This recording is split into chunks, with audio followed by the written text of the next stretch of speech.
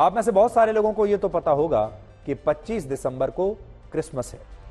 आप में से बहुत सारे परिवारों के जो बच्चे हैं वो क्रिसमस पर फैंसी ड्रेस के साथ तैयार भी होंगे, फैंसी ड्रेस कॉम्पिटिशन्स भी होते हैं। और उस दिन आपने देखा होगा खासतौर पर बड़े बड़े शहरों में तो क्रिसमस को बहुत धूमधाम से मनाया जाता है, क्रिसमस पार्टीज होती हैं। लेकिन क्या आप जानते हैं कि आज का दिन खास क्यों है? 3 दिन बाद क्रिसमस है, ये तो पता है। आज क्या है, क्या आप जानते हैं? आज गीता जयंती है, यानी आज वो दिन है जब महाभारत काल में भगवान श्री कृष्ण ने छंद के रूप में यानी गाकर अर्जुन को गीता का उपदेश दिया था। क्योंकि उपदेश देने वाले स्वयं भगवान श्री कृष्ण थे, इसलिए इन उपदेशों को जिस ग्रंथ में संकलित किया गया उसे श्रीमद् भगवत गीता कहा जाता है। लेकिन दुख की बात यह है कि आज भगवान श्री कृष्ण के इसी देश में बहुत सारे लोगों को यह तो पता है कि 25 दिसंबर को क्रिसमस है, और इस दिन हमारे देश के बहुत सारे परिवारों में बच्चों को भी सेंटा क्लॉज के बारे में बताया जाता है।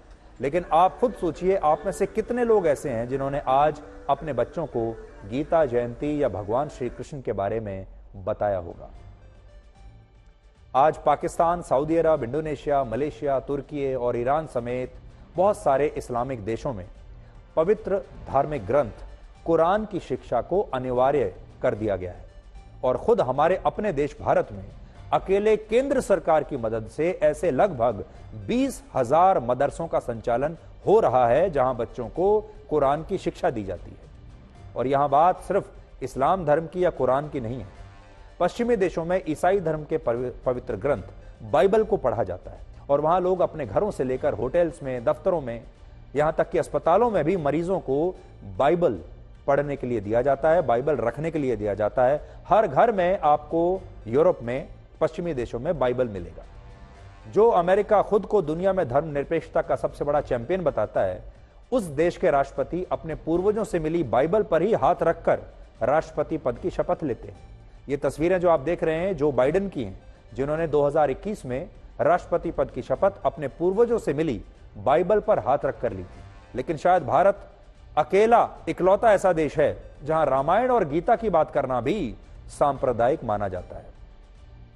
आप खुद सोचकर देखिए कि क्या अमेरिका की तरह हमारे देश में प्रधानमंत्री पद की शपथ रामचरितमानस या गीता पर हाथ रखकर ली जा सकती है? इसका जवाब है नहीं। और ऐसा इसलिए क्योंकि हमारे देश में धर्मनिरपेक्षता को लेकर एक गलत धारणा शुरू से बनाकर रखी गई है, जिसमें अपने धर्म की बात करने या धार्मिक ग्रंथों की बात करना सांप्रदायिक माना जाता है। जबकि यह धर्मनिरपेक्षता का जो विचार पश्चिमी देशों से आया, वहां पर ऐसा बिल्कुल नहीं है। लेकिन हमारे देश में ऐसा ही है। पहले हमारे देश में परिवारों में, घरों में रामचरितमानस और गीता की प्रतियां रखी जाती थी। हर घर में आपको रामचरितमानस मिलेगा, रामायण मिलेगी। लेकिन अब यह संस्कृति समाप्त होती जा रही है, और कड़वा सच यह है कि हमारे देश में कई लोग अब भी धार्मिक ग्रंथों को ना तो पढ़ते हैं और ना ही इन्हें अपने घर में कोई स्थान देते हैं।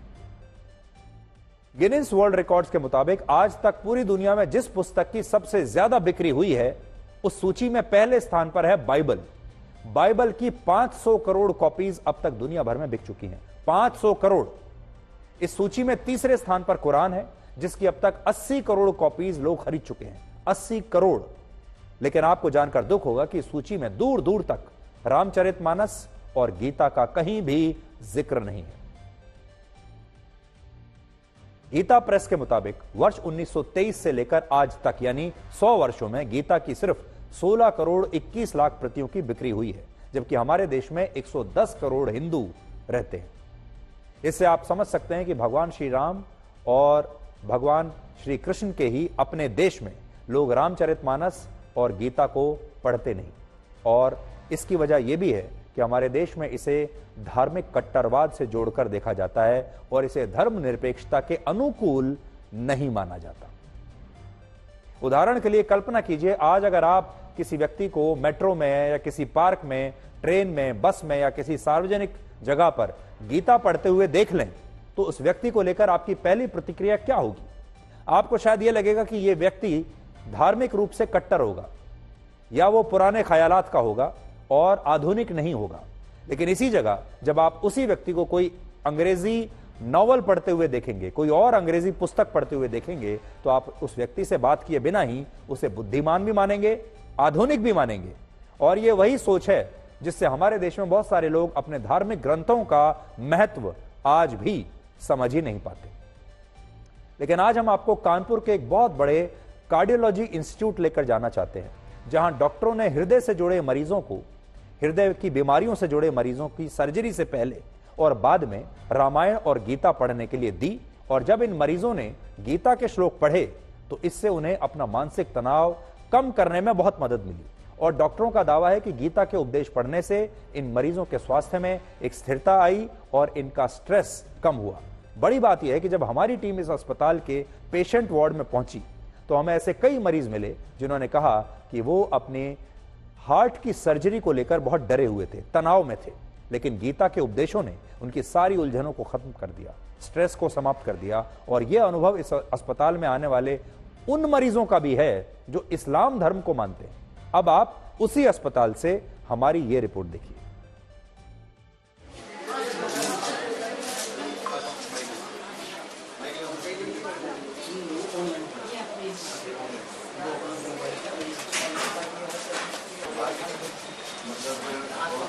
आप देखेंगे पेशेंट्स हैं यहाँ पे, कई जो है गीता पढ़ रहे हैं फिलहाल, और कईयों की टेबल पे अगर आप यहाँ पे गौर डालेंगे तो यहाँ पे कहीं पे हनुमान चालीसा रखी हुई है। और करीबन हर ही पेशेंट के पास इस तरीके की जो किताबें हैं वो डॉक्टर्स द्वारा दी गई हैं।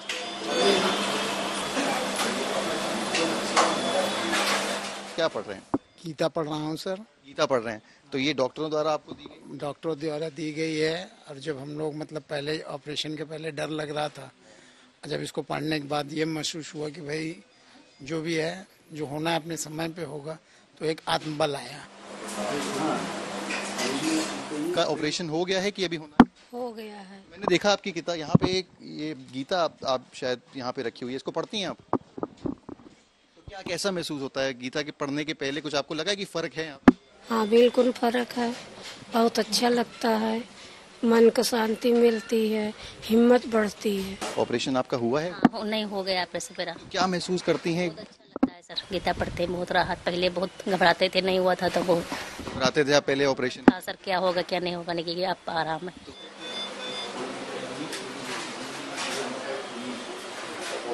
आप भी गीता पढ़ते हैं? हाँ। क्या आपको ऐसी बात उसमें लगती है जो आपको लगता है कि आपको मदद करती है इस पेशेंट सर्जरी? शांति मिलती है, दुनिया की बातों से दूर रहता है आदमी। बस यही पढ़ते रहो, बस यही विचार बनाते रहो, अच्छी चीजें याद आती हैं।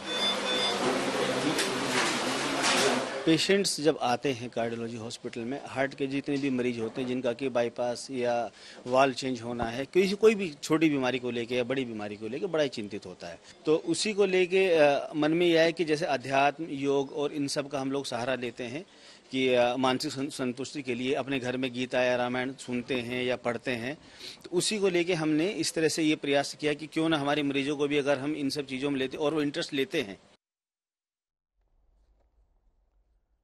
हालांकि आज गुजरात सरकार ने यह फैसला किया है कि इसी शैक्षणिक सत्र से राज्य में 6ठी से 8वीं कक्षा के बच्चों को अब गीता पढ़ाई जाएगी और अगले सत्र में यह फैसला 9वीं से 12वीं कक्षा के लिए भी लागू हो जाएगा।